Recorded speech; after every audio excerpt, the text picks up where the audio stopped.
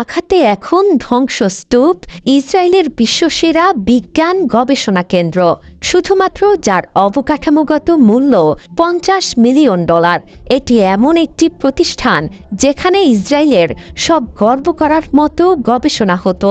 বিভিন্ন রোগ নিয়ে গবেষণা ছাড়াও এই প্রতিষ্ঠান ইসরায়েলের সামরিক প্রযুক্তি উন্নয়নে সরাসরি ভূমিকা রাখে। ইসরায়েলি সেনাবাহিনীকে কৃত্রিম বুদ্ধিমত্তা, ড্রোন নিয়ন্ত্রণ, উন্নত অস্ত্র, সাইবার প্রতিরক্ষা এবং পারমাণবিক প্রযুক্তির ক্ষেত্রে সহায়তা দিয়ে থাকে। ওয়াইজম্যান ইনস্টিটিউটে ইরানের হামলা ইসরায়েলের জন্য বড় ধাক্কা।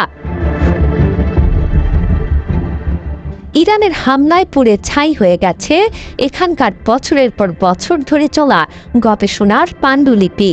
রোববার ভোরে শুধুমাত্র ইসরায়েলি ভূখণ্ডেই নয়, বরং তাদের বৈজ্ঞানিক গর্বের কেন্দ্রস্থলেও গভীরভাবে আঘাত এনেছে ইরানি মিসাইল। ধ্বংস হয়ে গেছে ৪৫টিরও বেশি ল্যাব। এর মাধ্যমেই নিজেদের তুখোড় মেধাবী পরমাণু বিজ্ঞানীদের হত্যার প্রতিশোধ নিল ইরান। ওয়ালটন বিএলডিসি ফ্যান, খরচ বাঁচো 65% পর্যন্ত। ওয়ালটন বিএলডিসি ফ্যান ছড়ায় স্বস্তির সবুজ হাওয়া।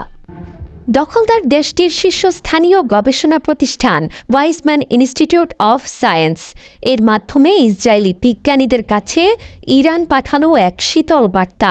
সেই বার্তা হলো ইসরায়েলিদের বৈজ্ঞানিক দক্ষতা, গবেষণাও এখন ইরানের লক্ষ্যবস্তু। ইসরায়েলও স্বীকার করে নিয়েছে যে তাদের গড়ে তোলা এই ল্যাব হামলায় পুরোপুরি ধ্বংস, যেটিকে বলা হয়ে থাকে ইসরায়েলের মুকুট রত্ন প্রাণ ভোমরা।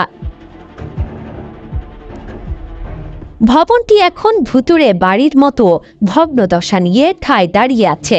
যে কোনো সময় এটি ফুরমুড়িয়ে পড়ে যেতে পারে। ওয়াইজম্যান ঘুরিয়ে দেওয়ার পর এখন ভয় পাওয়ার সময় হয়েছে ইসরায়েলি গবেষকদের।